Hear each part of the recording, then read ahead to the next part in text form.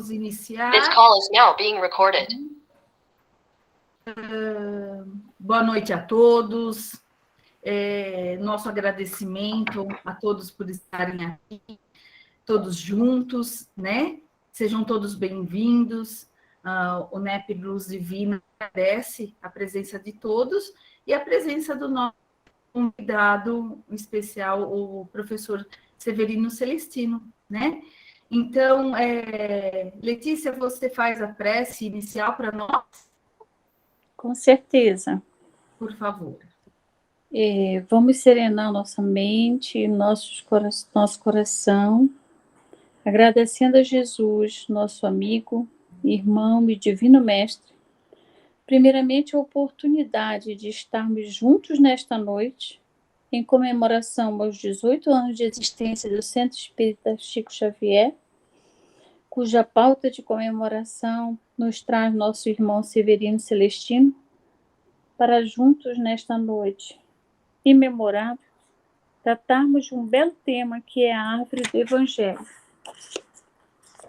Que nossos mentores nos acolham e aleitem nossas mentes para sorvirmos do mel do ensinamento que nos será servido nesta noite.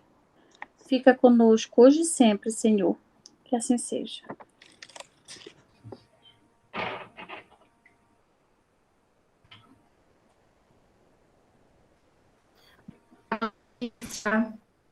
Muito boa a sua prece.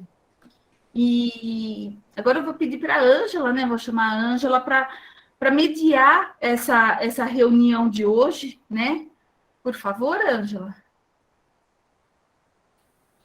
Boa noite a todos, sejam bem-vindos.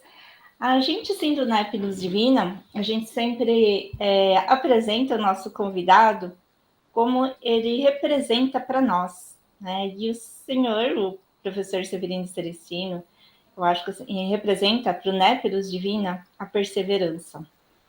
Porque o NEP, nosso NEP tem um aninho só, mas o quanto que a gente teve que perseverar, quanto que a gente, nas reuniões, eu costumava sempre comentar, né, que para a gente levar a Bíblia para os centros espírita, o professor Severino nunca desistiu, faz mais de 30 anos e ele nunca desistiu, então não seria nós que iríamos desistir. Então, é uma persistência mesmo, uma perseverança, uma esperança muito grande para a gente levar a Bíblia nos nossos estudos. Então, assim, é uma felicidade muito grande de ver pessoas que nasceram em berço espírita, né, como a gente fala, que nasceram espírita com 60, 70 anos, e falam que foi a primeira vez que abriram a Bíblia, né? É um ensinamento que a gente está levando junto com a doutrina espírita, então isso é muito importante para nós. Não esquecermos que estamos aqui pelo Evangelho e não por uma novidade. Vamos abrir um NEP, uma novidade de estudo. Não é isso, porque se a gente for ver isso, é uma maneira, uma metodologia muito antiga. Então, nós estamos aqui reunidos pelo Evangelho, estamos aqui pelo Evangelho. Quando a gente teve dificuldades até da desvinculação com a instituição, e eu levei pedir, né, solicitei para o seu Sirimar, tá, vinculando, né, pelos Divina ao Centro Chico Xavier. Aí o seu Sirimar falou assim, nossa, Ângela, uma história parecida com a nossa, né, da casa. Então, foi aí que eu fiquei sabendo da história com o seu Severino Celestino, e como o tema de hoje é a árvore do Evangelho, e o símbolo do NEP Luz Divina é uma árvore, e aí eu fiquei sabendo de uma árvore também da história do Centro Chico Xavier, e ainda mais, assim, de um abacateiro. Por isso que eu peço para o seu Sirimar, que é o fundador do Centro do Chico Xavier, e do professor Severino, para que nos conte como que foi a história da fundação do centro, dessa árvore tão querida que é um abacateiro também, né, que surgiu nessa história. Fique à vontade, seu Sirimar e professor Severino. Então, na verdade, né, eu desejo uma boa noite a todos e que tenhamos, né, a felicidade, né, de ter a companhia, né, desse nosso querido amigo, que venha trazer para nós, como sempre, né, ensinamentos e orientações que são oportunas para todos nós, né? Então, desejo que todos nós tenhamos uma boa noite, que a recepção seja assim, de coração, e que possamos interiorizar esses conceitos que serão passados pelo nosso querido amigo. Então, a ele, né, temos a nossa eterna gratidão, né, professor Severino, pois lembramos-nos bem, né, dos idos do ano de 2003, durante o mês de setembro, quando estivemos em Campo Grande e tivemos a honra e a felicidade, não é, de participarmos da Jornada Espírita Semana Maurício, promovida pelo Coronel Lobo, Coronel Lobo, né, pela cruzada, né? dos militares Ele espíritas de Campo promove Grande. todos os anos, né, através da cruzada, né, militar dos espíritas, né, de Mato Grosso do Sul, né? Então eu e a minha querida esposa, né, convivemos com o caro amigo, né, caro amigo Celestino, participamos de vários eventos, né? Inclusive nós fomos hospedados na casa de um comum amigo, Coronel Lobo e a Dona Bina, não é? E, na sequência desta semana, né, no dia 21 de setembro, foi um domingo, né, Isso. no Colégio Militar de Campo Grande, né, participamos de um seminário, né, alusivo à Semana Maurícia, e cujo palestrante, né, foi o nosso amigo professor Celestino. E foi um domingo agradável, né? Muito proveitoso. Proveitoso como sempre, todos os ensinamentos desse querido amigo, né? Traz sempre preciosos ensinamentos, né?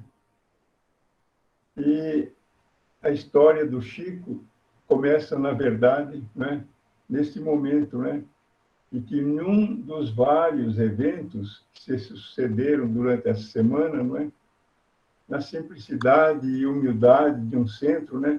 Eu não consigo me lembrar o nome do centro, mas na periferia lá de Campo Grande. Eu tenho quase certeza que era a Irmã Benedita. Era um centro humilde. Me parece que ela foi escrava e era uma pessoa de cor negra, muito humilde, que aí o Coronel Pedro de Lobo falou para mim, para você, que me convidou para conhecer essa casa, muito humilde, mas ele disse que tinha uma energia muito boa, e nos convidou a mim, e eu não sabia que ele tinha convidado o Sirimar e a dona Marlene, eu não tinha, porque eles estavam hospedados na casa dele, naturalmente, né? Eu estava na casa do Carlos Sanches, dona Bete, e o doutor Sirimar e a dona Marlene ficaram na casa do coronel Pedro de Almeida Lobo e a dona Bina, que ele chama na intimidade minha cara Bina, né? Que ele é muito brincalhão. É isso mesmo. Não é? Mas pode prosseguir, meu querido. Então, aí, nesse centro, né, que realmente foi centro da Benedita, eu comprei um quadrinho dela. Isso. Trouxe, eu tinha até hoje a pintura que ela fez, mas só que na mudança, eu não sei onde foi parar aquele abençoado quadrinho, um quadrinho pequenininho de vidro, mas uma figura, não é? E ele desapareceu, né, infelizmente, não é? Não consegui localizar, não é? Então, esse centro, né, apesar de humilde, né, assim, tinha uma espiritualidade, né, que contagiava a todos, né? E ao som, né, olha que interessante, ao som das melodias entoadas pelo coral, a voz do pantaneiro, né, que é regido pelo Coronel Lobo, e eu e a Marlene estávamos sentados, né, em um banco de madeira que tinha embaixo. Era um abacateiro mesmo, não era. Eu pensei que fosse uma mangueira, mas era um abacateiro bem gigante. E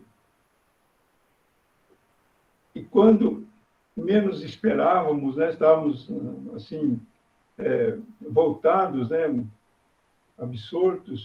absorvidos pelas músicas, né? Aí se aproxima o nosso querido Severino e fala assim: senti a presença de Chico, né? E ficamos assim ansiosos, né? Ele falou: ele vos está lembrando do compromisso da fundação de um centro em Jundiaí. Aí foi uma surpresa, uma feliz surpresa para nós, né, professor, porque nós não havíamos comentado isso. O Coronel Lobo, depois que ele ficou sabendo, ele falou assim: bom, esse centro aí já estava programado na espiritualidade, né? Então, tudo bem. Mas aí já tínhamos comentado, né, ele que falou sobre isso, né? Então, isso daí, na verdade, foi a gota d'água, né? Aí nos sentimos fortalecidos, né, na nossa intenção de materializar, né? A nossa ideia já estava se materializando, né? Porque bem antes a gente tinha a intenção, porque tinha um terreno que estava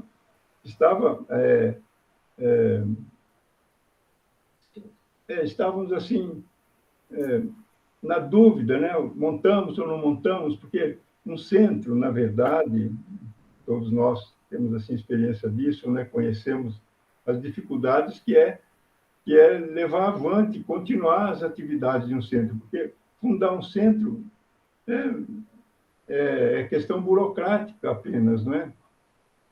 Mas graças a Deus, né? Aí nós nos sentimos assim, falar, é isso mesmo, nós vamos montar o centro, sim. E coincidiu tudo, sabe?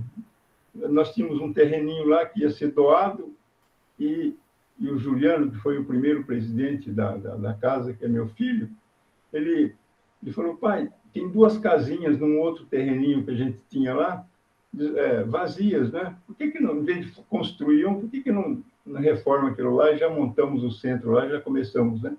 Ah, foi ótimo, foi isso mesmo. Então vamos. E fomos lá, acertamos o local, tudo certinho, e daí, 14 de dezembro, né? 2 meses de dezembro de 2013, né? 2 meses depois da conversa que nós tivemos lá com o professor Celestino. Aí,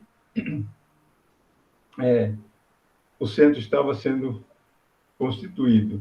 Aí nós nos reunimos no Centro Espírita Chico, na Vinha de Luz, fizemos a ata, fizemos a parte burocrática, né?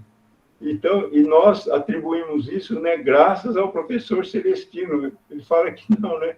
A lembrança oportuna, né, do nosso querido Chico, né? Do nosso querido Chico iluminado, né? Francisco Cândido Xavier. E hoje, né, agora, dia 14 próximo, estaremos comemorando 18 anos de laboriosa atividade, bem intensa mesmo, graças a Deus, né? E no início, né, o nome da rua lá era Travessa 3, número 106. Aí nós intercedemos com um amigo político lá, a Travessa 3 passou a denominar-se Irma de Castro Rocha, como uma singela homenagem à nossa querida Meimei. Então, lá nós mantemos estudos, né, doutrinários, às quartas-feiras, com recente atividade agora, começamos agora. E a reunião de desobsessão ainda encontra suspensa, né, como também está suspensa a costura, né, funcionamos roupas, enxoval para crianças recém-nascidas, né? E esses enxovaizinhos são repassados, elas são distribuídos pelo Lar Espírita Vinha de Luz, que é da onde nós somos originários. Nós participamos desse Centro Espírita Vinha de Luz há 50 anos. 50 anos cravados mesmo, porque chegamos aqui em fevereiro de 21, de 71, né? Já passou de 50 anos, graças a Deus, e foi com também o apoio, né, logístico, por assim dizer, né, do Lar Espírita Via de Luz, e alguns dos companheiros de lá vieram dar suporte para nós, vieram nos colaborar, e ainda continuam colaborando, né, porque as atividades de quartas-feiras, por exemplo, estudam o Evangelho, estudam o Livro dos Espíritos, e a maioria das pessoas que participam lá são oriundos ainda do Chico Xavier, do Vinha de Luz, né, que participam das atividades, né. E ainda contamos com a evangelização, né, que tem 3 salas de aulas, e professoras dedicadíssimas, né. Inclusive a Priscila, que está aqui hoje, né, e a Fabíola também, elas participam das atividades. E amanhã vai ser a distribuição, né? Acho que é a distribuição das cestas. Cesta não, dos presentes, né, de Natal. E, por fim, professor, né, nós sediamos o NEP de Luz Divina, como a Ângela já comentou, não é? Que hoje patrocina, né, a presença do caro amigo, né? Que beleza. Gratidão eterna, viu? A gratidão é Muito nossa obrigado. mesmo. Seja bem-vindo. Eu que agradeço a oportunidade aí, porque a coincidências não existe, você sabe, Serimar. Eu, naquele setembro que nós nos encontramos, eu estive com o Chico Xavier umas 3 vezes, porque o Carlos Sanches ele faz um trabalho lá no Espaço Chico Xavier, em Campo Grande. Sim, sim. E pela manhã a gente foi lá, que tem uma sessão, uma reunião de pinturas mediúnicas. E o Carlos estava falando da vida dele, da história dele, dizendo, eu tenho muitos defeitos, eu preciso melhorar muito. E enquanto ele falava, eu senti uma energia muito boa, que eu sentia quando eu ia ao Abacateiro, lá em Uberaba, na Vila do Pássaro Preto, onde o Chico fazia seu evangelho no sábado, e eu estive lá várias vezes. E eu senti aquela energia se aproximando de mim, uma sensação muito suave. Aí, quando eu observei, junto ao Carlos, o Chico estava se materializando, com aquele bonezinho xadrez dele, e olhou para mim e disse, meu filho, diga para o Carlos que ele não diga isso, que ele tem defeitos, não, porque ele é uma pessoa muito boa. E aí sucederam nessa manhã muitas coisas. Eu recebi um buquê de rosas, pintado por um espírito, através de uma médium que estava junto de mim, e ela olhou para mim e disse assim, presente da sua mãe. Aí eu não me segurei, porque eu me emocionei muito, porque a minha mãe adorava rosas vermelhas. E ela trazia pintado um buquê de rosas vermelhas. E eu desci para o pátio, onde tinha um pessoal, um coral, o famoso coral do coronel Pedro de Almeida Lobo, ele cantando e as lágrimas descendo, e eu sentindo o Chico perto de mim, porque eu, junto do Chico a gente sempre se emocionava. E aí eu falei para o Carlos, fui almoçar, e à tarde, depois do seminário lá, na Semana Maurícia, né, que você participou também, com a dona Marlene, aí foi que o coronel me disse, olha, tem um centro muito humilde aqui, eu acho que o professor gostaria que o senhor fosse lá. E aí ele foi, eu fui, nós fomos, e quando eu cheguei lá, admirei logo aquele abacateiro. Veio uma lembrança tão viva do abacateiro. Aí, quando o coral estava cantando, eu me lembro bem a humildade, o coronel mostrou o centro a gente, a fotografia da irmã Benedita, acho que era Benedita. E sentei para ouvir o coral cantando. Você sentou também, dona Marlene, todos ali. Aí, quando eu olho para baixo do abacateiro, lá está o Chico, se materializando mais uma vez. Aí olhou para mim, eu cheguei, mas Chico, eu já não me segurava, já tinha estado com o Chico de manhã. Eu digo 2 vezes num dia, é muita responsabilidade que eu tenho, muito débito que o Chico está querendo cobrar de mim. Aí ele disse assim, meu filho, diga para o doutor Sirimar que ele tem um compromisso, para ele e dona Marlene tem um compromisso em Jundiaí que já era para ter sido realizado. Diga a ele para não esquecer. E eu não sabia o que era, aí por isso que eu digo, eu vou perguntar a ele. Aí eu não sabia a conversa que você acaba de trazer aqui, os acontecimentos. É tanto que eu até brinquei, se você quiser, eu vou inaugurar. Se lembra que eu falei para você? Foi. Eu te falei, quando você fizer, você pode falar comigo, que eu farei todo esforço. Me parece que na época você me telefonou, mas eu estava, como sempre, eu tenho a única coisa. Viu, professor? Sim. 2 vezes essa foi uma vez, e depois eu estive lá na sua terra lá, e o senhor estava viajando também, rapaz. Eu não consegui falar com o senhor, viu? Meu irmão, eu tenho 2 coisas ingratas. Meus cobradores, que são muitos, né? Porque eu devo, quem deve recebe cobrador. Ninguém toca a cigarra daquele que não deve. Né? A campainha da porta é exatamente onde chegam os cobradores. E eu tenho muitos cobradores e tenho uma agenda que também é muito ingrata, é sobrecarregada. Mas há um tempo para tudo. Mas eu digo a você, o mérito é todo seu. O Chico está muito feliz com o seu trabalho. Eu fui só um instrumento. Desde criança que acontecem essas coisas comigo. Eu sou aquele que leva o recado. Nada mais. Quando eu tinha 6 anos de idade, minha avó desencarnou, e eu era menino ainda, não tinha noção absolutamente do que era espiritismo, não tinha noção de absolutamente nada. Mas minha avó era viúva.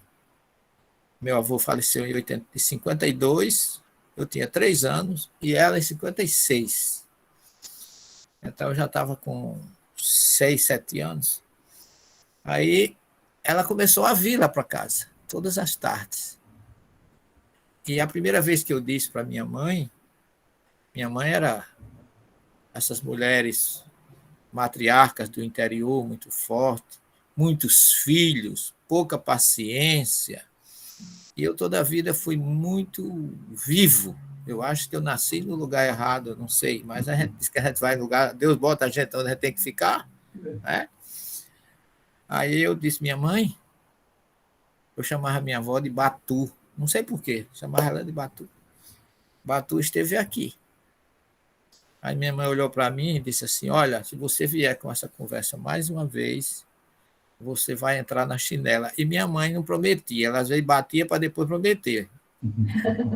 Quando ela disse isso, eu fiquei calado, disse mais nada. Só que a chinela da minha mãe não impediu que minha avó continuasse vindo. Todas as tardes. Tinha um riacho seco, eu corria para encontrar com ela na curva do rio. E conversávamos. E eu sempre fui muito curioso. Eu sabia que ela tinha morrido. Como é que ela estava ali na curva do rio comigo? Aí eu digo assim, eu vou perguntar à minha avó onde é que ela está. Ela deve estar no céu, porque a avó dos outros pode ir para qualquer canto, mas a gente tem que ir para o céu. A nossa visão é essa. Mas eu vou perguntar à vovó onde é que ela está. Aí no dia seguinte eu fui, mas parecia uma coisa. Ela sempre me sentava. Quando eu sentava, eu esqueci. Parece que aquela convivência com ela, aquele encontro, tirava o meu raciocínio. Mas nesse dia eu fui muito forte. Eu praticamente não deixei nem ela chegar. Eu fui logo dizendo, vovó, onde é que a senhora está? A senhora está no céu? A pergunta já foi essa, a senhora está no céu? Ela disse assim, meu filho, eu estou bem. Mas eu não estou melhor, porque Maria não cumpriu a promessa que me prometeu. E você diga, Osana, Maria é minha tia. Que quando ela desencarnou, ela morava com a minha tia Maria. Viúva, ficou morando com ela, desencarnou na casa dela. Maria não me prometeu. Agora você diga a Osana, que era minha mãe, que ela lembre a Maria da promessa que ela me fez. Aí eu disse, vovó, a senhora me desculpe, mas eu não vou dar esse recado para minha mãe, não. Aí ela disse, por quê? Eu digo, não, porque eu sei, aí a minha avó adiantou. Você está com medo que ela lhe bata, não é isso? Eu disse, é, sim, senhora. Pois você pode dizer, eu não vou deixar ela bater em você. Aí o menino muito vivo, né? Eu pensei logo na minha cabeça, como é que minha avó, que está morta, vai impedir de minha mãe bater em mim? Eu pensei, a chinela da minha mãe é mais viva do que a minha avó. Aí eu disse assim, aí eu olhei para casa, estava assim escurecendo no interior, o sol já tinha ido embora. Aí eu vi o candeeiro da minha mãe na cozinha, ela preparando o jantar. Aí eu olhei para a cozinha, aí eu fiquei pensando. Aí eu digo, como é que a senhora vai impedir que minha mãe bata em mim se ela disse que se eu falasse que a senhora estava comigo, ela me batia. Só que quando eu me virei, primeiro eu olhei para casa, quando eu voltei, que eu olhei, minha avó não estava mais. Aí eu fiquei num beco sem saída. Minha avó não disse como é que ela iria impedir. E eu fiquei, mãe conhece filho. Eu fiquei ansioso, porque eu gostaria muito de atender a minha avó. Mas o medo da minha mãe era mais do que o meu interesse de atender a minha avó. Só que quando eu coloquei o pé na cozinha, que eu voltei assim, minha mãe olhou para mim e disse, o que é que você tem? O que foi que você aprontou agora? Porque minha mãe era assim, ela perguntava, isso já era para... Aí eu disse, nada. Ela disse, você fale, porque se você falar, talvez não lhe bata, mas se você não falar, eu vou lhe bater. Aí eu apostei na minha avó, naquela hora, né? Aí eu disse a ela, mas já disse chorando, né? Já disse com lágrimas nos olhos. Minha mãe, a senhora disse que iria me bater. Mas eu não deixei de ver vovó todas as noites. E ela mandou um recado para a senhora. Ela disse o que foi que ela disse que a senhora fosse dizer à minha tia Maria que ela não estava melhor onde ela está porque ela não pagou a promessa. Minha avó era portuguesa, da família Xavier, portuguesa. Meu avô era Manuel da Silva Xavier, meu bisavô. E ela mudou de nome, o nome dela era Alexandrina Maria da Conceição. Questão de família, porque ela era devota de Nossa Senhora da Conceição. E ela tinha pedido à minha tia para fazer uma novena que ela tinha prometido a Nossa Senhora, se por acaso ela não saísse daquela doença, e ela não saiu. Só que minha tia não se lembrou, não fez o pedido da minha avó, e ela repetia através de mim. E aí me levaram, fizeram a novena, me botaram na frente do andor, aquelas coisas de interior, né? Mas o que eu quero dizer nisso tudo, que a minha importância nisso é mínima. Eu fui o instrumento da minha avó, e com muita honra foi o instrumento do Chico, para que você tivesse hoje uma casa de libertação, de luz, o nome Luz Divina, que se mistura, que se une à vinha de luz, é um nome que está na Bíblia, no primeiro versículo do Gênesis. Na criação, a escuridão, o caos, a desordem, que Deus consertou com uma palavra, foi faça-se a luz. Então, a luz, bem que diz Emmanuel, que Jesus é a luz do princípio, que em suas mãos divinas repousam os destinos da humanidade.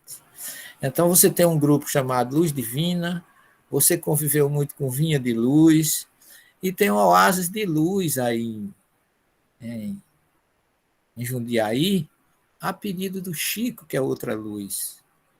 O único que é muito mal, o fio condutor dessa luz de recado, sou eu, meu irmão.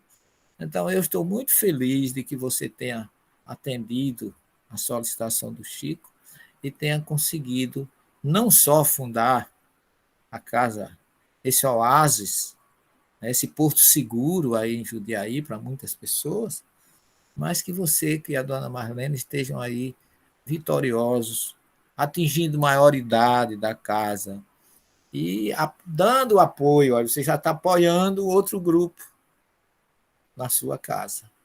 E uma mão lava a outra e as duas lavam o rosto. E nós estamos aqui exatamente por isso, porque Deus assim o quer. Quando a gente sintoniza com Ele, tudo se encaixa. Nada é por acaso. Numa pequena viagem que eu faço a Campo Grande, você vai também. A espiritualidade trabalha de um lado, junta uma peça daqui com outra daquela. E agora nós estamos... Você tem uma história para contar, uma história de luz, uma história especial, porque ela é espiritual e tem como raiz maior o nosso querido companheiro, mestre e amigo Chico Xavier. Graças a Deus, né, professor? Graças a Deus. Isso mesmo.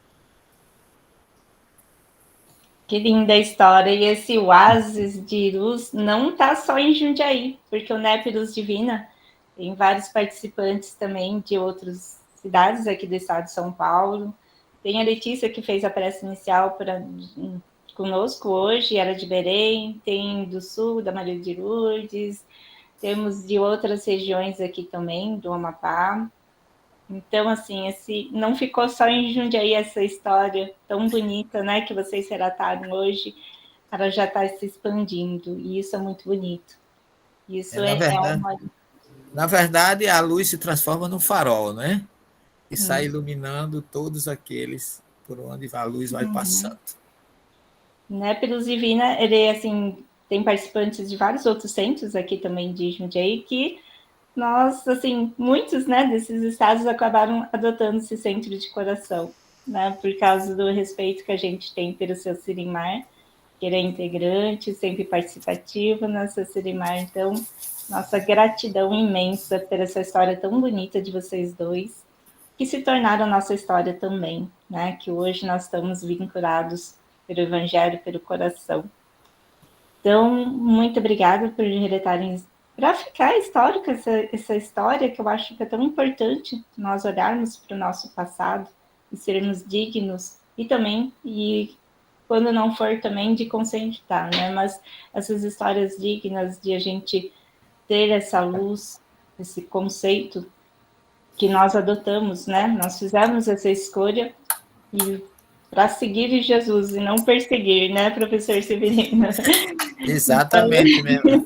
E você vê que a espiritualidade trabalha com muita regra, com muita perfeição, com muito planejamento, porque o grande mestre planejador de tudo isso é Jesus. Ele é que realmente traz essa árvore que dá frutos, que ele usou tanto como metáfora nos seus ensinamentos. Não é? Ele usou a figueira, ele usou a vinha, ele usou tantas árvores, a palmeira, né, como o salmista diz. Lá. O Evangelho, aliás, a primeira e a segunda revelação, elas estão repletas de ensinamentos do Cristo, através de diversas metáforas ou parâmetros que acaba abrangendo muito mais do que a gente imagina. E a luz é aquela lâmpada que as mariposas no inverno saem atrás. Então, aqueles que sintonizam com a luz vão sendo convidados. Não é por acaso que o doutor Sirimar foi convidado, né, do Chico, porque não é que ele fosse qualquer um, era alguém que estava escalado desde o mundo espiritual para realizar esse trabalho, né? Esse porto seguro que hoje atrás, como você bem está vendo pela tecnologia, né? Está atraindo presenças de pessoas de diversos locais e até além fronteiras do Brasil. Porque o amor, a paz, a união une sempre. Há uma corrente do bem que vai agregando. Essa que é a verdade. Então, professor, como o senhor também, eu me sinto a mesma coisa, viu? Um instrumento, né, que graças ao bom Deus, né, tive o privilégio de ser portador, né? Então, foi como se fosse uma corrente. O senhor passou para mim e, graças a Deus, eu consegui transformar em... Pôr em prática, né? Pôr em prática. Isso pôr em prática. Muito. Planejamento veio da espiritualidade, via Chico, mas quem realizou o projeto foi você. não é? Você transformou a planta espiritual no centro material, que acolhe pessoas que recebem, nesse local, uma verdadeira escola espiritual. Fico grato por tudo, viu? Bom, então, professor Severino, por favor, poderia explanar, falar um pouco para a gente sobre a árvore do Evangelho? Ah, minha filha, essa árvore é incalculável, é indescritível, é incomensurável. A árvore é um símbolo do judaísmo. A árvore é símbolo, se você pegar qualquer agenda, qualquer escrito dentro do judaísmo, você vai encontrar a árvore como um grande símbolo, porque até como símbolo da reencarnação. Paulo fala lá na sua carta aos Coríntios, capítulo 15, que a semente, para germinar, ela tem que morrer. A árvore tem que dar lugar a uma semente nova que renasce. Né? Os sábios, os rabinos dizem assim, o ser humano precisa ser como uma árvore, ter raízes profundas, para dar firmeza, para ter base, ter galhos que se caminham na natureza para buscar a luz, e ser forte o suficiente para que na hora da tempestade ela possa ceder ao vento, à força da água e da chuva. E quando a tempestade passa, ela retornar ao seu ponto inicial. Então nós precisamos ser como a árvore. A Torá, ou a Bíblia judaica, ela é, o seu ensino é exemplificado através de uma árvore. Porque eles dizem que a sua mensagem, que foi trazida por Moisés, enviada pelo Cristo, ela está no suporte, ela forma as raízes. A tradução, o entendimento, representa o caule. E a mensagem representa a flor, os frutos e a semente. Então, você vê que você tem 3 etapas distintas para entender o significado da árvore. O Evangelho, que, na verdade, essa palavra, que representa tão bem o nosso Mestre Jesus, a palavra Evangelho é a palavra grega, mas ela não foi criada pelos gregos. Ela já é uma tradução de uma palavra hebraica que se chama Bessorá. Bessorá é o quê? Bessorá é notícia boa. Por isso que a gente chama o Evangelho de Boa Nova.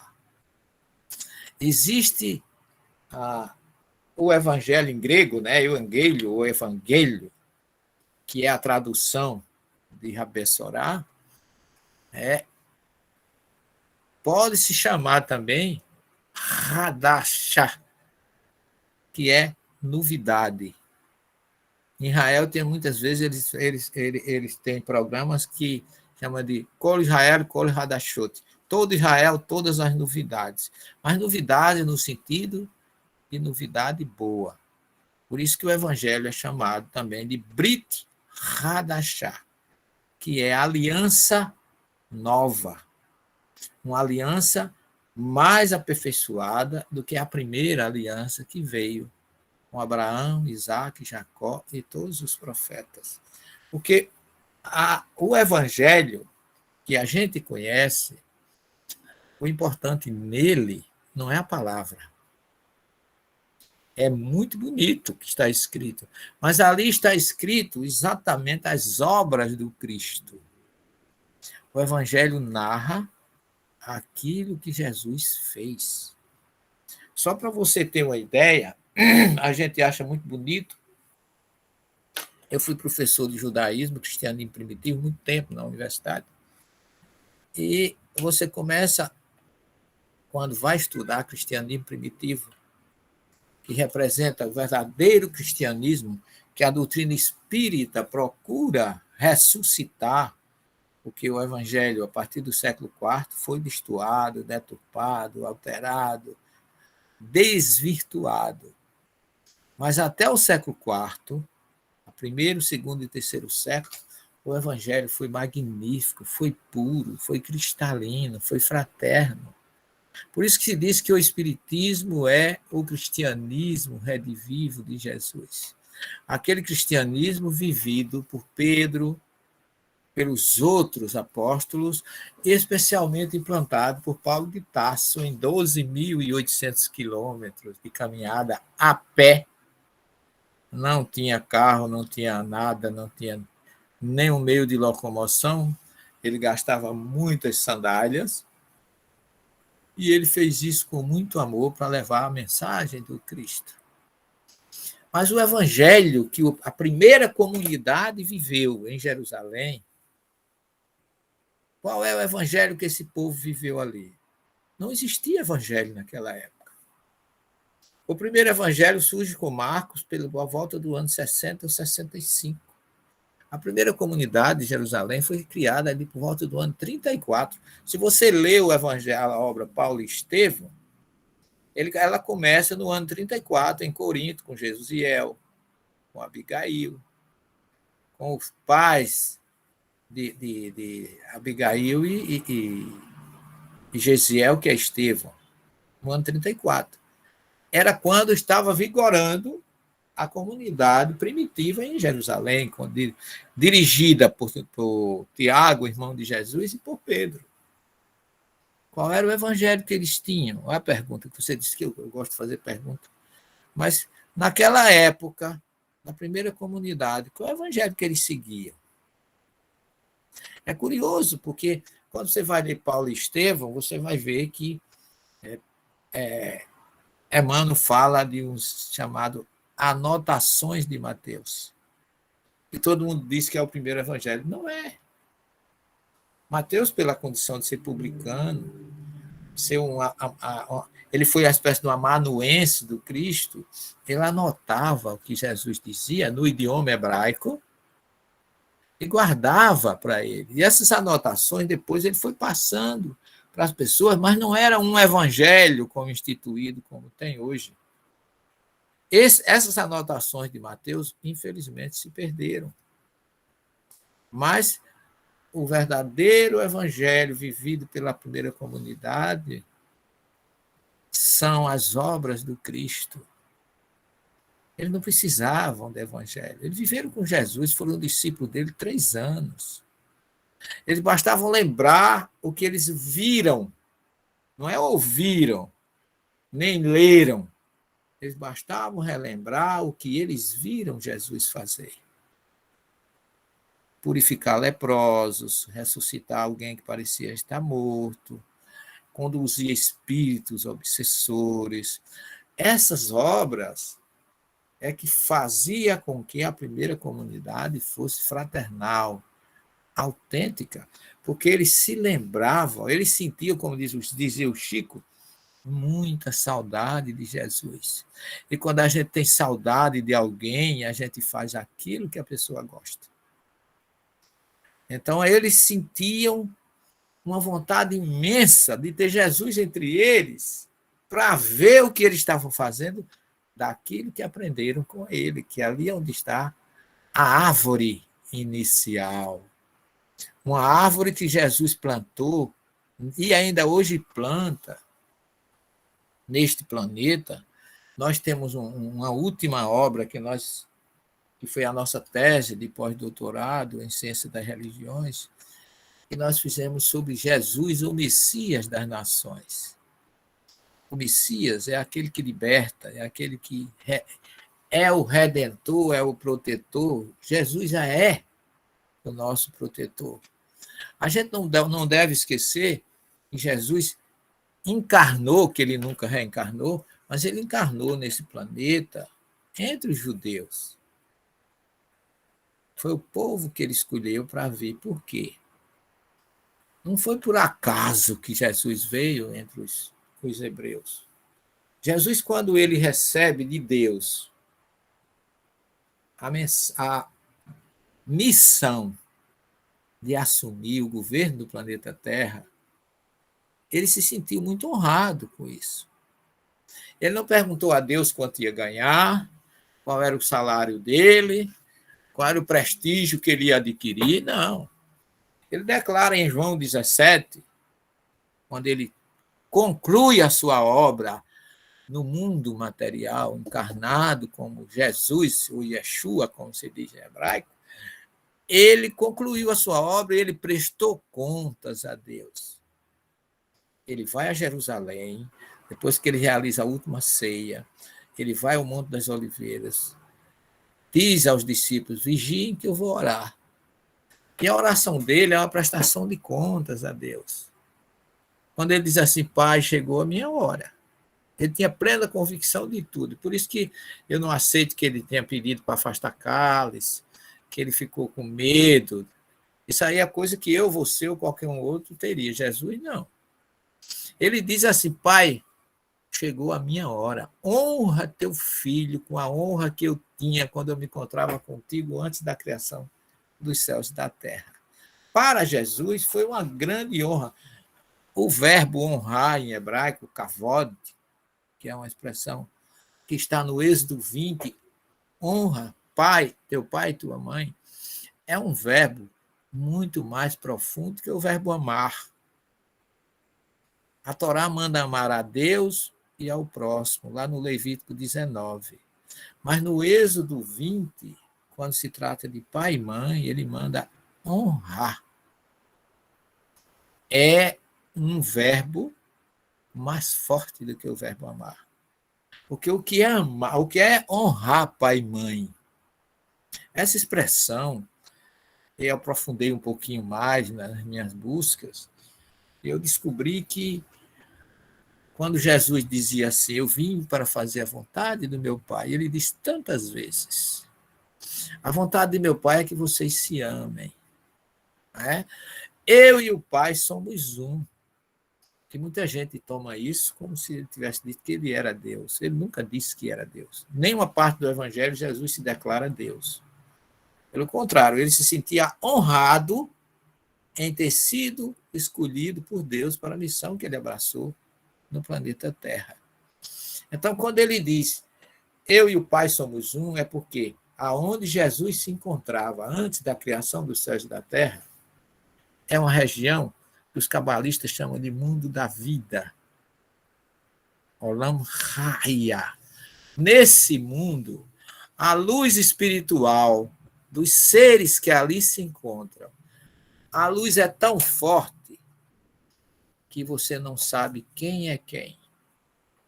Os estudiosos dizem assim: é impossível saber onde está a luz de Deus e onde está a luz de Jesus. Nesse ambiente onde eles se encontraram. Por isso que os dois são um.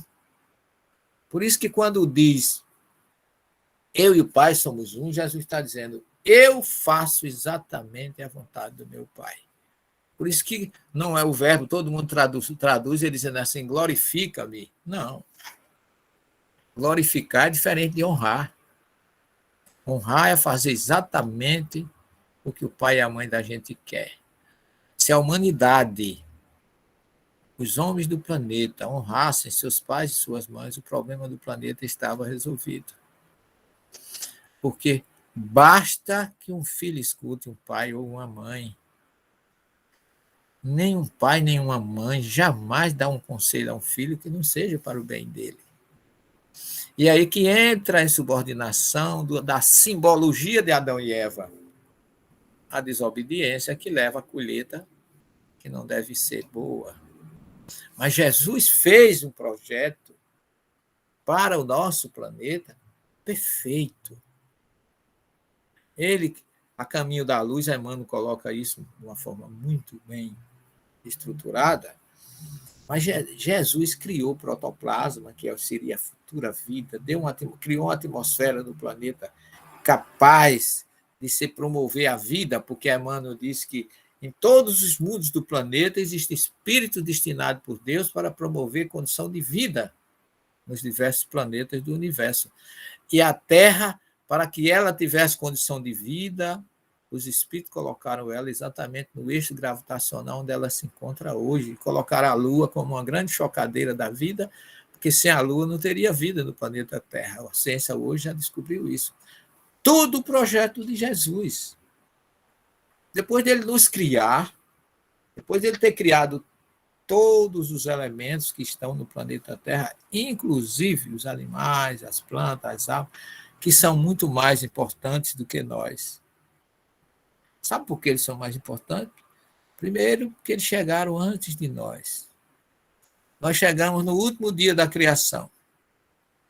Já existia a muriçoca, o pernilongo, a borboleta, os animais, todos já estavam aqui, nós fomos invasores da casa deles. Por isso que a humanidade tem que aprender a respeitar os animais. Isso é projeto de Jesus, é simbologia do Cristo. Porque quando ele nos faz, ele nos concede um corpo físico dos elementos do planeta, é porque ele está dizendo: todos vocês são iguais. Ninguém é maior ou menor do que ninguém. Eu costumo dizer, todos os seres humanos, independente de raça, cor, sexo ou idade, têm a mesma estrutura orgânica, têm o mesmo elemento que vem da purificação do solo, que é o pó da terra, que a Bíblia chama, o limo, que o Livro dos Espíritos chama, o protoplasma, que Emmanuel chama, é tudo uma coisa só. Tudo é igualdade. Então, se a gente veio do mesmo local e temos a mesma origem, não podemos nos julgar melhor do que ninguém. Então, isso tudo são lições do Cristo para nós, para que a gente possa, olhando e observando o seu projeto, a gente possa ser melhor, respeitar a igualdade, justiça, amor, fraternidade. São sentimentos que não nascem do corpo, nascem da centelha divina, e depois que o corpo foi formado, Deus inoculou em nós. Centelha divina, que Salomão fala que é o rompido o cordão de prata, o corpo vai à terra, o espírito vai a Deus. O Gênesis diz: tu és pó, em pó há de tornar, o teu espírito vai a Deus. Nós temos duas partes distintas: a física, que é o corpo, e a espiritual, que é a alma, espírito, dê o nome que der, que é a centelha espiritual, que todos nós temos, que tudo, sabe por que a gente teve que ser portador de tudo isso? Para que a gente pudesse ter condições lá na frente de entender a mensagem do Cristo e o amor dele por nós. Porque Jesus, desde o homem da caverna, o homem primitivo, até as últimas gerações que nós temos, ele foi atendendo de uma forma progressiva a lei do progresso que está no Livro dos Espíritos, de acordo com o momento da gente despertar. O homem da caverna, que vivia da caça e da pesca, descobre o fogo, sai da caverna, vai viver da agricultura, vai se socializar, mas tudo isso impulsionado por um princípio que a gente tem na doutrina conhecido como intuição, que nada mais é rudimentos da faculdade mediúnica que o primeiro homem da Terra já tinha. Por isso que as civilizações primitivas, as religiões tribais, depois os mesopotâmios, depois, dentro dos mesopotâmios, por incrível que pareça, a gente tem os assírios, os sumérios e os babilônios. 2 grupos viviam da força, os assírios e os babilônios, das conquistas. Mas os sumérios não, foram os primeiros a ser despertos para a espiritualidade. E é dentro dos sumérios, no sul da Mesopotâmia, que sai Abraão, o maior médico que a história tem notícia. Porque se não fosse Abraão, o canal de Abraão, não tinha Bíblia, não tinha Evangelho, não tinha terceira revelação, e nós estávamos perdidos. Por isso que a mediunidade não pertence à raça, cor, sexo, nem religião. Por mais médio que a pessoa seja, ele pode cavar um buraco no chão e se enterrar, que a mediunidade vai junto com ele, não vai mudar absolutamente nada. Porque é o grande canal. Porque se Deus não tivesse utilizado, Jesus não tivesse escolhido Abraão entre os sumérios, que eles se rebelaram contra o poder do rei material, e Abraão foi trazido da Suméria, ouvindo, médio audiente, a mensagem de Deus: sai da tua terra, vai para a terra que eu vou te mostrar. Só que ele chama, a primeira mensagem dele, a primeira chamada para Abraão foi ler lechá, que em hebraico significa vai para dentro de ti. O que é ir para dentro de ti? É reforma íntima. A primeira mensagem que o planeta tem notícia, na primeira revelação, ou no Velho Testamento, no capítulo 12 do Gênesis, é reforma íntima. Reforma-te interiormente para cumprir a missão que eu vou te dar. É curioso porque antes de Jesus chegar, ele envia um outro mensageiro chamado João Batista, que diz essa mesma mensagem. Tahazu batoishuvá, voltai-vos para dentro de vós mesmos, reforma íntima.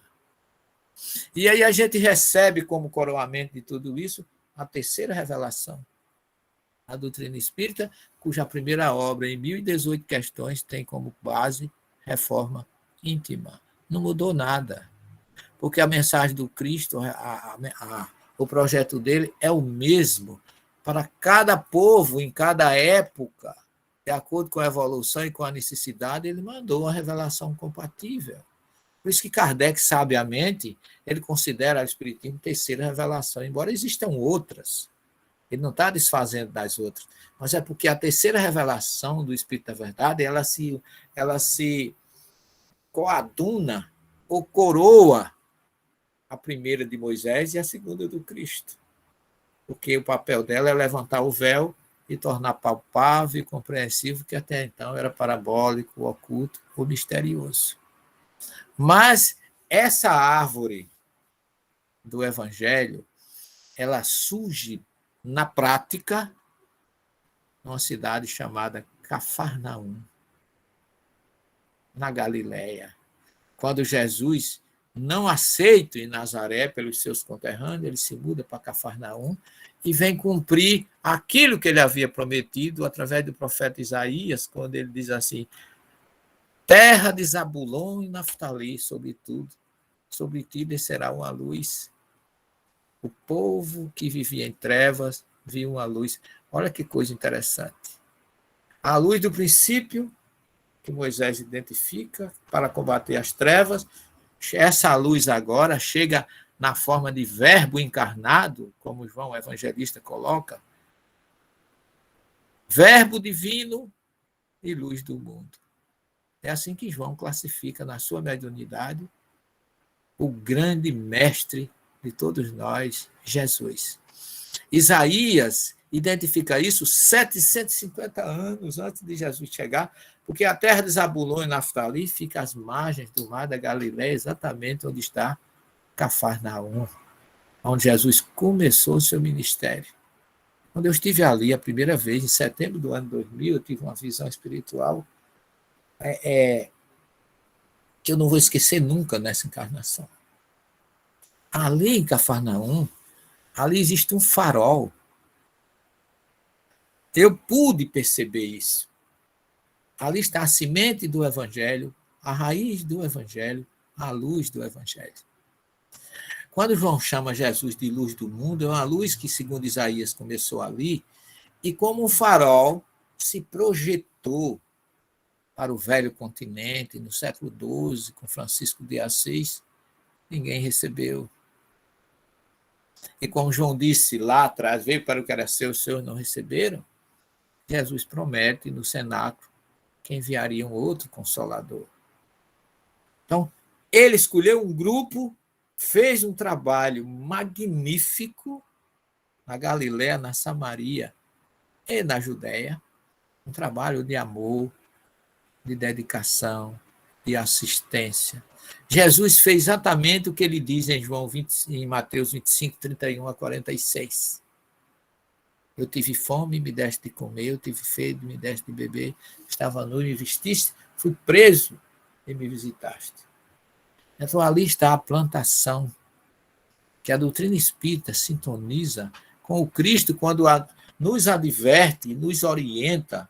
No capítulo 6 do seu Evangelho, quando ele, no Sermão do Monte, ele diz: quando fores fazer a tua justiça, justiça aqui entenda caridade material, faça de tal forma com a mão direita que a esquerda não veja. Por que Jesus diz quando fores fazer? Por que ele não pediu a gente que fizesse essa justiça? Porque é obrigação nossa, de todos nós. Jesus só orientou como fazer. Fazer com discrição. Fazer sem precisar que os outros saibam que a gente fez. Essa é a receita maior desse evangelho libertador, que como uma grande árvore, ela cresce, se enraiza, e que Jesus tentou trazer para o velho continente, não conseguiu. Mas Humberto de Campos diz que ele escolhe Hillel, Ismael, e transfere essa árvore para o Brasil. Coração do mundo, pátria do Evangelho, terra do Cruzeiro do Sul. E nós, por estarmos aqui, na terra do Cruzeiro do Sul, não somos os melhores. Nós somos os mais responsáveis. O Brasil, na verdade, não é um celeiro de luz, não é um lugar onde todo mundo vive às mil maravilhas, nós temos problemas diversos. O Brasil, na verdade, é um grande hospital que tem enfermeiras, médicos e pessoas dedicadas a receber os doentes do nosso país. Aqueles que ainda não descobriram a luz do Evangelho, aqueles que ainda não descobriram que só o amor constrói, aqueles que ainda não descobriram que o verdadeiro caminho é a caridade, material e espiritual. Porque muita gente confunde caridade material com caridade espiritual. Não é assim? A caridade material é a justiça que a gente pratica, dividindo com o outro aquilo que nos sobra. Muitas vezes, a gente acha que dando uma cesta básica, um prato de sopa a alguém, a gente está fazendo caridade. Tá? Não. A gente está dizendo para essa pessoa que a gente se importa com ela. Você não é invisível para mim. Você não é esquecida por mim. A doutrina espírita me orienta a estar do seu lado. Porque a gente dá um prato de sopa a uma pessoa, dá uma cesta básica, e ela continua comendo a sopa, comendo a cesta básica e necessitada do mesmo jeito. Não vai salvar, mas é o recado que você diz para essa pessoa: olha, eu me importo com você. É isso que é o significado. Mas a verdadeira caridade é aquela que a doutrina nos ensina: tolerância, indulgência e perdão das ofensas. É dar aquilo que é nosso. Que é isso que Jesus quer. Dê de você mesmo. Dê o perdão. Alugue o seu ouvido para alguém que está sofrendo desabafar com você. Abra seus braços para o desconhecido e dê-lhe aquilo que ele necessita. Muitas vezes a gente parece que não, mas parece que sorrir às vezes para as pessoas é uma dificuldade muito grande. Na minha anatomia que eu estudei, a gente, para sorrir, a gente gasta 1/3 dos músculos que usa para fechar a cara. E tem muita gente que gosta mesmo é de gastar.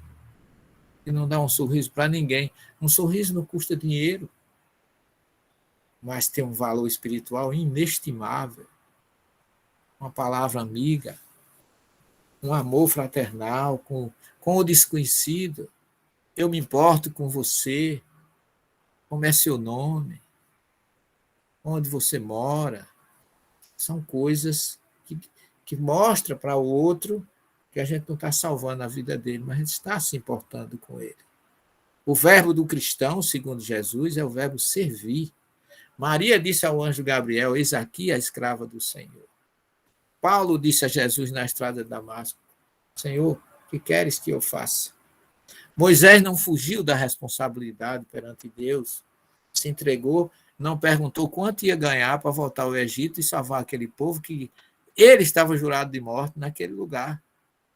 E ele foi e realizou a tarefa. Não perguntou se ia ser fácil ou difícil, mas se entregou a Deus e realizou a sua tarefa. Esse tem que ser o nosso trabalho. Porque quando Jesus diz: eu e meu Pai trabalhamos até hoje, é uma tradução incorreta. O certo é: eu e meu Pai servimos até hoje. Porque quem trabalha tem carteira assinada e tem salário, e quem serve nem tem horário, nem tem carteira assinada, nem tem salário. porque ele nos ensinou no capítulo 10 do Evangelho de Mateus, versículo 8, dai de graça, e de graça recebeste. O Espiritismo é uma doutrina e nós não metemos a mão no bolso, nós não usufruímos da doutrina, nós tiramos o que temos para aplicar na doutrina. Vivemos, o verdadeiro espírita vive para o Espiritismo, nunca vai viver do Espiritismo. Isso é preciso muito cuidado, vigiai e orai. Cuidado, como recomendava a cartilha dos apóstolos, eles não tinham evangelho, mas tinham uma cartilha chamada Didaquê, uma obra que eu até traduzi aqui com o professor do curso Ciências das Religiões. O Didaquê diz assim: você conhece um profeta? Você sabe o que é um médium? Em outras palavras, porque profeta, médium, navio é a mesma coisa. Observe o que ele diz. Escute o que ele diz, observe o que ele faz. Analise o seu comportamento dentro e fora da comunidade. E aí, no final, ele diz: se pedir dinheiro, não é profeta. Então, nós temos todas as receitas. A semente está plantada. Jesus nos convoca em todos os momentos ao perdão, à fraternidade, ao amor, porque a árvore do seu evangelho só tem luz, e as luzes que ele diz que nós somos luz do mundo, que a nossa luz deve brilhar para que as pessoas vejam as nossas boas obras, ou seja, a nossa luz tem que ser transformada em obras, senão ela não é luz. Como dizia Tiago, irmão do Cristo, mostra a tua fé sem obras, que eu mostro a minha fé pelas minhas obras. A fé sem obras em si é morta. E a doutrina espírita nos traz: fora da caridade não há salvação. Então, resumidamente, trazendo reflexões sintéticas, porém com condições da gente pensar um pouco o que estamos fazendo com a árvore do Evangelho do Cristo, que tem que ser prática do bem, amor, fraternidade, testemunho de esperança e de confiança no seu ministério, nas suas palavras escritas, porém, no que elas causaram como obras. Eu vim para que todos tenham vidas, e eu não vos deixarei sós. Estarei com vocês até a consumação dos séculos. São palavras do Mestre para a nossa reflexão. Muito obrigado. Estou às ordens para alguma observação, alguma coisa que vocês queiram trazer, agradecendo a Deus e ao Chico a oportunidade de estar nesse oásis de luz que ele colocou aí em Jundiaí nesta noite, logicamente com todos esses irmãos queridos, agregados, né, que estão sintonizados com o Evangelho do Cristo. Muito obrigado. Obrigada, professor. Bom, vamos deixar então um tempinho aberto. Quem queira fazer alguma pergunta, fica à vontade. Nós temos presença também de outros netos aqui, fiquem à vontade de perguntar.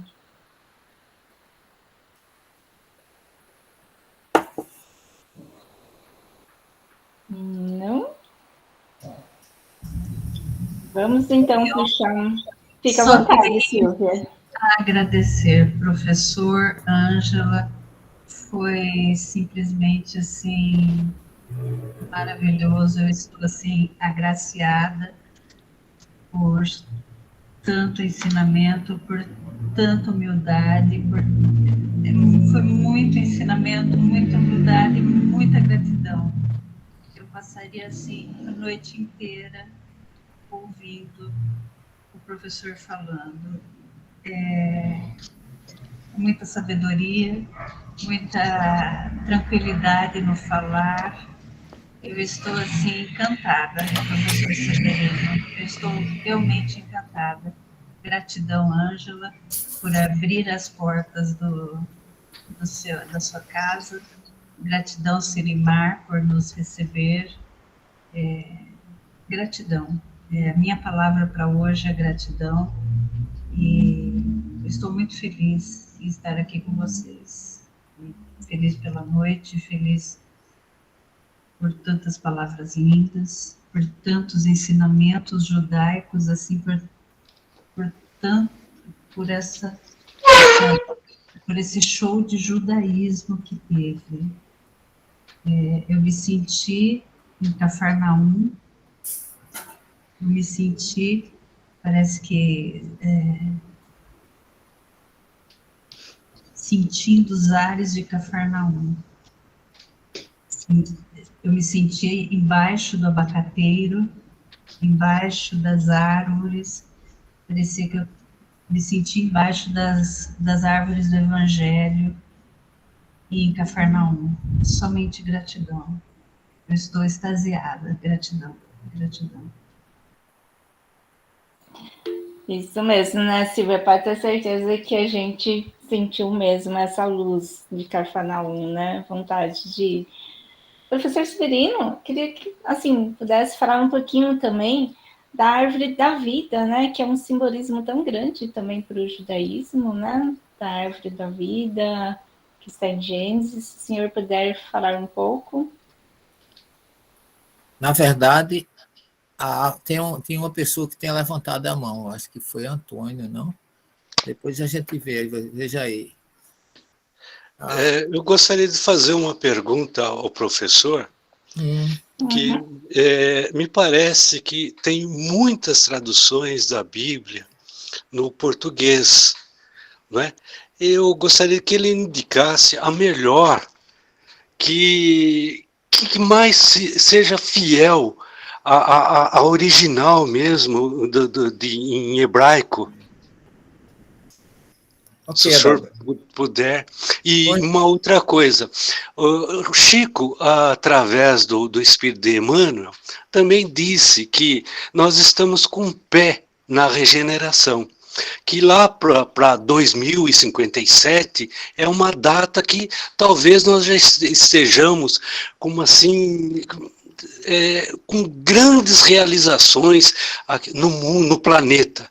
Eu queria saber do professor se ele concorda com essas afirmativas também, uma opinião dele sobre tudo isso. Ok, Adalberto. Primeiramente, eu vou, antes de responder a sua pergunta, eu vou fazer algumas considerações sobre a árvore da vida, que a Ângela pediu. Na verdade, o paraíso, quando é apresentado metaforicamente, tudo ali é metáfora, viu, Ângela? Adão nunca existiu, Eva nunca existiu, são símbolos do primeiro homem e da primeira mulher. Tanto que Kardec, na Gênesis, ele coloca com muita propriedade que Adão vem de Adamá. Adamá é a terra, Adão é o filho da terra. Então, é homem e mulher. Tanto o homem como a mulher são Adão, né? Na verdade, Kardec diz assim, Adão representa a humanidade. Nada mais esclarecedor do que essa colocação de Kardec. Concordo plenamente. Que representa o ser humano, independente de cor, raça, sexo. Mas na metáfora do paraíso existiram duas árvores.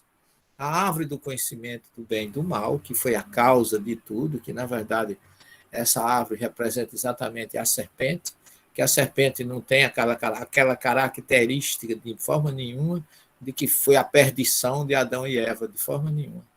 A palavra Nahash em hebraico significa ter o mesmo valor numérico da palavra Machia, que é Messias. Então, a serpente é a consciência messiânica entrando nas nossas vidas. É você descobrir a verdade e usar ou não o seu livre-arbítrio. É exatamente o que tem na questão 115. Eles eram simples e sem conhecimento. Abriram seus olhos a partir do momento que eles conheceram a verdade, que é trazida pela consciência messiânica que representa a serpente, e não a perdição. Porque em todas as civilizações do planeta, a serpente é símbolo de sabedoria. E o próprio Jesus usa ela, dizendo para os discípulos, sejam simples como as pombas e prudentes como as serpentes, mostrando que a prudência da serpente é uma qualidade positiva que nós devemos imitar. A segunda árvore, porque é tanto que essa árvore do conhecimento do bem e do mal, ninguém sabe que árvore é essa. Não diz que é maçã, não tem nem nada escrito lá. Lá só tem escrito Etz, árvore do conhecimento. Do bem, tov, ve, hará, que é o mal, do bem e do mal. Então, essa condição não diz que a árvore era, é apenas um símbolo, tá certo? Tinha que ser uma parreira, tinha que ser uma figueira, talvez a figueira coubesse melhor, mas macieira não cabe não é uma das 7 plantas sagradas da Torá. É o trigo, a cevada, a figueira, a uva, a tâmara, a romã, que é outra fruta. São 5 frutos e 2 sementes. Essas 7. Nenhuma dessas 7 plantas conhecidas sagradas da Torá não tem maçã. Então, isso aí foi criado, não sei se algum argentino queria vender mais maçã ou coisa parecida, não sei. Mas essa é a primeira. E ele diz que essa árvore, se Deus não quisesse que a gente passasse pela aprovação do conhecimento, ele podia ter feito uma árvore com 50 metros de altura, que a Eva nunca ia alcançar o fruto e estava resolvido o problema. Será que Deus não podia fazer isso? Eu, que sou cheio de defeito, descobri que ele podia ter feito isso, e imagina se ele não teria. Então, já mostra que tinha que passar pela essa aprovação. Todos nós temos que passar pela responsabilidade do conhecimento. Porque o próprio Deuteronômio diz assim: eu coloquei diante de ti 2 caminhos, o caminho do bem e o caminho do mal. Jesus fala na porta larga e a porta estreita, que é uma continuação do ensinamento que está lá trazido por Moisés, que já foi também enviado por ele. A outra árvore é a árvore das vidas, que a palavra hebraica de árvore é plural. Essa árvore das vidas que está lá, que diz que é vigiada por 2 querubins, que depois que eles foram expulsos, não poderiam mais voltar. Então, existe essa árvore da vida, estudada com mais profundidade na Cabalá. Ela é formada por 12 caminhos, ela é formada de uma trindade superior de três situações. Tem Bimá, tem Rohamá, que é sabedoria. Então, envolve uma série de circunstâncias que você tem uma obra chamada Sefer Yetzirah, livro da criação, ou livro da formação. Ali você vai entender. Tem, resumidamente, é um caminho profundo, viu, Ângela? Daria para a gente falar assim a noite toda só sobre essa árvore. Então, eu posso dizer a você que é um caminho espiritual, cabalístico, onde tem muitas coisas magníficas, tá certo? Onde tem a chamada sefirá ou esfera, que é as fontes, cada uma com cruzamento em todos os sentidos. Aí tem o mundo da criação, tem o mundo da material, tem o mundo da sabedoria. Então tem mundo da vida, tem muitos. Esse livro é de um rabino, Aryeh Kaplan, chama Sefer Yetzirah, que é o livro da formação, da criação ou da vida. Tá certo? E simbolicamente está dito lá que 2 anjos ficaram para proteger de quê? Talvez até da nossa penetração do conhecimento dessas linhas, porque só os cabalistas é que têm mais acesso, e a Cabalá no judaísmo ela é meio mística no sentido de que só o homem pode estudar e depois dos 40 anos. Então tem um bocado de coisas que a gente tem que, com o tempo, ir aprendendo. Agora, voltando à pergunta do Adalberto, eu acho que, a título de ensaio, eu dei uma posição para você. Sim, está ótimo. Deu uma boa diretriz para a pesquisa. Muito obrigada. Nada. E o Adalberto ele falou a respeito da pergunta qual seria a melhor Bíblia, né? E as traduções. Eu diria, Adalberto, que se você me perguntar por uma tradução perfeita, não tem. É difícil traduzir a Bíblia do hebraico para português. Eu tenho aproximadamente 20, umas 25 Bíblias em português. Tenho uma Bíblia em hebraico, grego e latim. E há uma que eu recomendo, não tenho nenhum convênio com a editora, é a Bíblia de Jerusalém, que, embora com esse nome, ela não é em hebraico, ela é em português. Mas eu gosto dela porque ela tem todos os livros da Bíblia, porque ela é uma Bíblia católica, e ela tem 7 livros que a Bíblia protestante não tem. que é o livro de Macabeu, primeiro e segundo, tá certo? Então, tem um conteúdo, vamos dizer assim, completo para quem gosta de pesquisar. A tradução dela é feita por católicos e protestantes, mas o que eu gosto nela, ela tem uns escorregos aqui, ali e acolá. O que eu gosto dela é que ela tem um rodapé que esclarece muito. Então, por isso que é aqui, quando eu quero pesquisar, eu vou sempre aliás, onde eu estou agora, por acaso, não tem um aqui, porque eu desci, está embaixo. Mas onde eu estou, por perto, sempre tem uma para eu tirar muito mais minhas dúvidas. Isso, exatamente. É essa daí, Angela. Eu gosto muito dessa Bíblia, porque o rodapé dela, olha aí, é da editora Paulus, é em português, e é uma Bíblia que, para quem não conhece as traduções, ela é muito boa.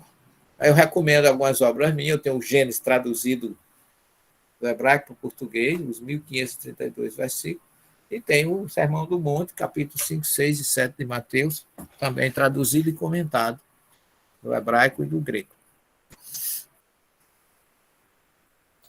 O Adalberto também perguntou da regeneração, né? Sim, tem razão, desculpe. Olha, querido, desde 2010, o doutor Bezerra já trazia mensagem dizendo que a regeneração já começou. Eu sinto que o planeta está assim. O Livro dos Espíritos, ela fala na lei do progresso, se eu não me lembro, no estudo das leis morais, que as tempestades, as pandemias, as guerras, elas vêm muitas vezes para apressar o tempo da regeneração. Eu creio que nós estamos vivendo já bem ativamente, nunca se viu tanta coisa. A gente não se acostuma com as notícias, porque quando você se escandaliza com uma hoje, amanhã vai aparecer outra muito maior. Então, nós estamos vivendo um grande convite do Cristo para a reflexão, que é essa pandemia. Você observe que Jesus está mandando os seus recados, né? Mas você pode dizer assim, mas já houve peste negra, já houve outras pandemias, já sim. Mas, no momento, eu vejo uma situação bem diferente. As pandemias, para chegar na Europa, por exemplo, levou meses, anos até, porque vinham de navio. Aqui eu me lembro que no final de 2019, quando surgiu o primeiro caso lá na China, disseram, vai demorar muito chegar aqui. Não deu 2 semanas, estava em São Paulo. Então, está havendo o progresso das telecomunicações, o progresso dos transportes. Então, o mundo hoje é uma coisa só. Ninguém pode ser isolado. Inclusive, enquanto as nações não se unirem em favor da África, essa pandemia não vai embora, mostrando que a gente precisa da solidariedade, do amor, do perdão. Essa pandemia que muita gente não gostou, todo mundo está dizendo tem que passar. Não, o tempo não é nosso, o tempo é de Jesus. Eu estou muito tranquilo. Eu fiquei pensando, quando começou essa pandemia, eu me tranquei, eu e minha mulher, em casa. Sou da área de saúde, né? Vocês sabem. E eu comecei a ver coisas positivas em tudo isso. Eu nunca pensei que durante a pandemia eu viajo muito. Já viajei, só Israel já fui umas 12 vezes. Europa, Turquia, Grécia, os caminhos de Paulo, os caminhos de Francisco de Assis, tudo eu conheço. Fiz todas as minhas pesquisas nesses locais. Mas o que a gente pena nesses aeroportos, nessas esperas, eu agora, amanhã de manhã, eu faço o evangelho no Japão. O que é que vocês acham? Daqui de onde eu estou, sentadinho com vocês. Semana passada eu fiz em Atlanta, nos Estados Unidos. Já fiz na Suíça, na Itália, na Alemanha, na Irlanda. Sem sair. O trabalho que eu tenho é um copo d'água que está ali no meu filtro, na minha geladeira, sem me preocupar com passaporte, sem estresse de aeroporto. E tem uma coisa, a minha casa está fechada há quase 2 anos, nunca parei as obras sociais. Amanhã nós encerraremos o Natal com cestas básicas, com tudo mais. porque a gente, baseado com todos os cuidados, não teve, graças a Deus, ninguém contaminado, porque a fome não espera, a necessidade não espera. Mas minha casa está fechada para reuniões, obedecendo, como diz o doutor Bezerra, a ciência. Mas eu nunca divulguei tanto a doutrina. O espiritismo é de todas as religiões, eu acho. Vamos chamar aqui no sentido religioso, mas de todas as doutrinas, é a única que não tem prejuízo quando fecha a porta. Porque a gente não está preocupado com o dízimo, a gente não está preocupado com a arrecadação, nossa preocupação é outra. Então, a casa espírita nunca esteve tão tranquila ao fechar a porta, porque só assim, Sirimar, depois de 18 anos, eu te visitava, graças à pandemia. Então, a gente tem que observar o lado bom das coisas. A gente sonha sempre, as famílias nunca tiveram a oportunidade de se reunir, espíritos afetos e desafetos também, aconteceram muitas explosões de desafetos também. Isso faz parte do projeto do Cristo. Ninguém pense que o planeta está sem dono ou está fora de controle. Ele nunca esteve tão controlado, tão organizado como está no momento. E dizendo, Adalberto, eu acredito realmente que nós estamos vivendo um avanço bom da regeneração. Eu fiz uma live com o Divaldo e eu estive conversando com ele, estava dizendo que os espíritos têm dito a ele que Kardec diz na Gênesis que a grande mudança do planeta vai ser, a revolução não vai ser cataclisma, está lá na Gênesis, na nova, geração nova, né? Capítulo 18, que a revolução do planeta vai ser moral. A mudança vai ser a troca daquele que está perdido por uma pessoa que esteja em sintonia com o Evangelho do Cristo.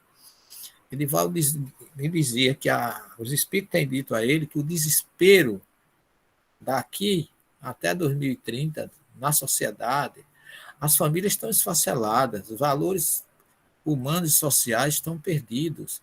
A gente não sabe mais para onde as pessoas que estão envolvidas nessa onda de desafortunamento, de violência, aonde vão parar.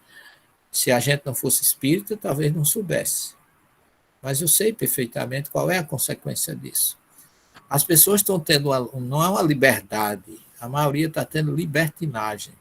E a gente vai parar numa situação quando o homem tiver conquistado tudo aquilo que ele pode pela falta de um respeito, de um controle, de uma busca por Deus, ele vai começar a se desvalorizar.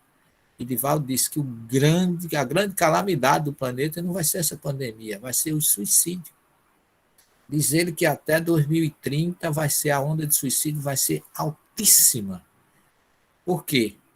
Vai ser a colheita daqueles que plantaram mal, que não podem colher bem. Então, o importante é que cada um faça a sua parte. E espere que Deus, com certeza, que está à frente de tudo, vai tomar as providências cabíveis, porque a Terra não vai ser mais lugar, como diz Kardec lá na Gênesis, para aqueles que não sintonizaram com o Evangelho. Muitos espíritos não terão mais condições de voltar ao planeta, não vai ter mais oportunidade de reencarnar aqui.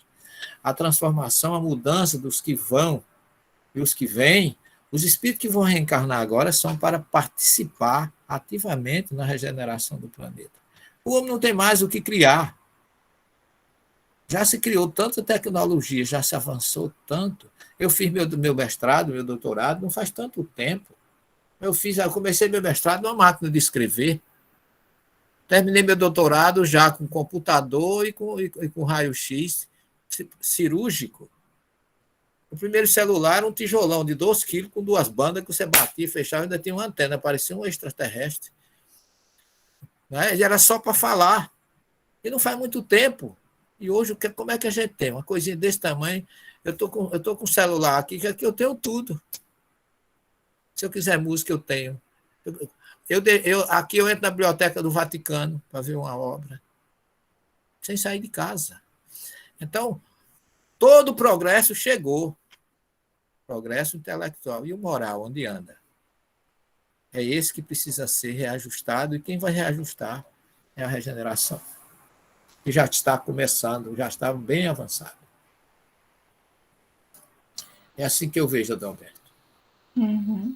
Muito obrigado, professor. Bom, a gente já está nos nossos minutinhos finais, já é o 21h31.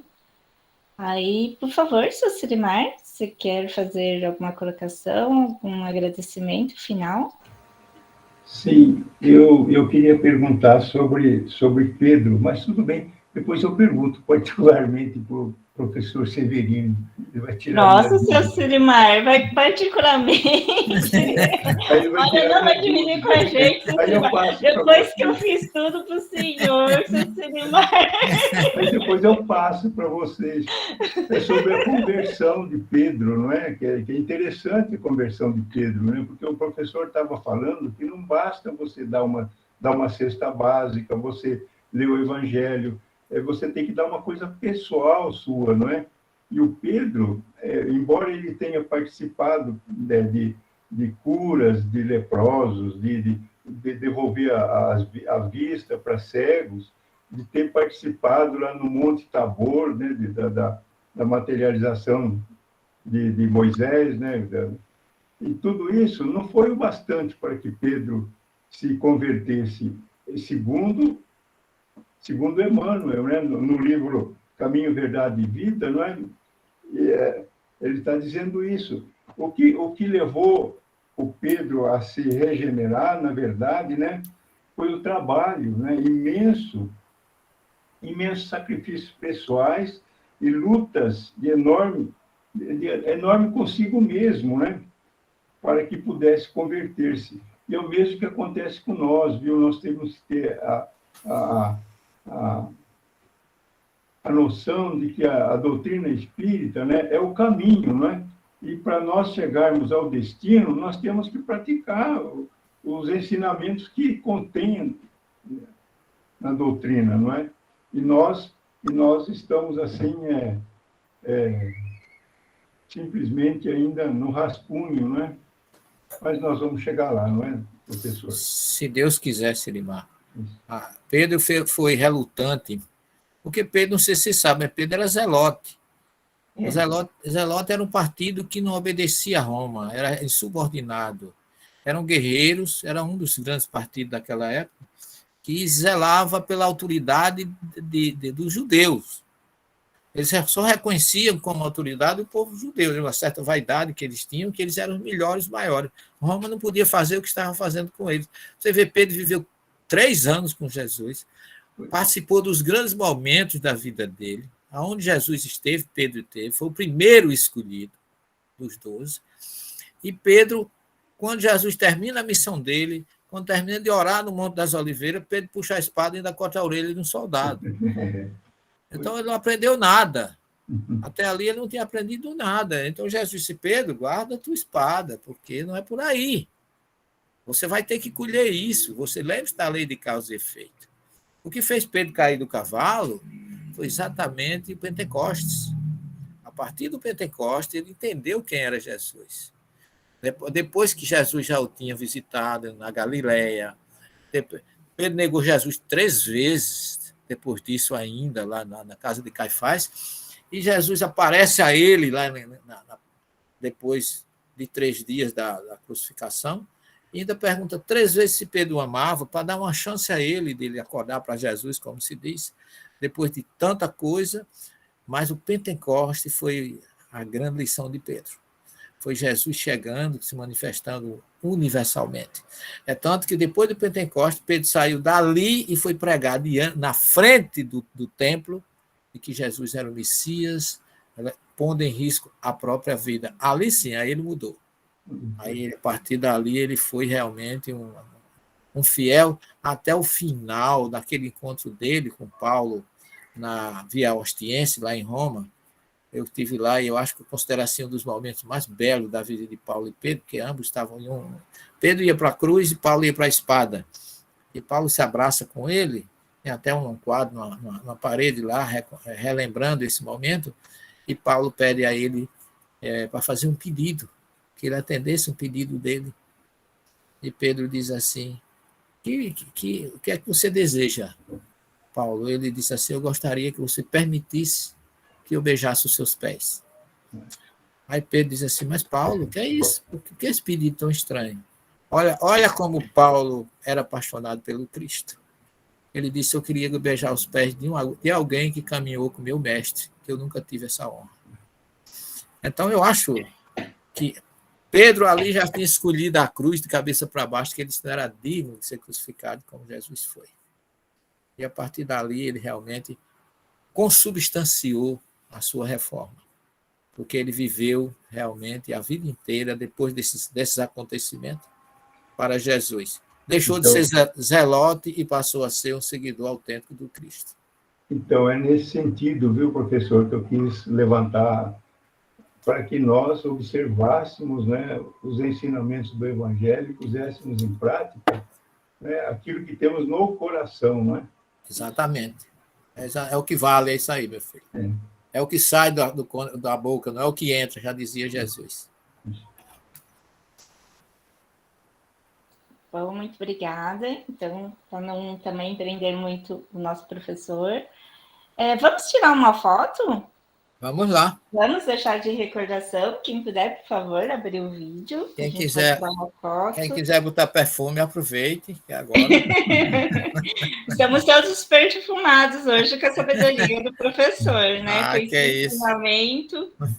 Com certeza, nós sentimos todo esse perfume de sabedoria hoje. Tá ótimo, tá registrado aqui. Ótimo. Depois eu envio. Ok. Bom, então, essa hora é o mais difícil, né? De a gente se despedir, que já estamos no nosso finalzinho.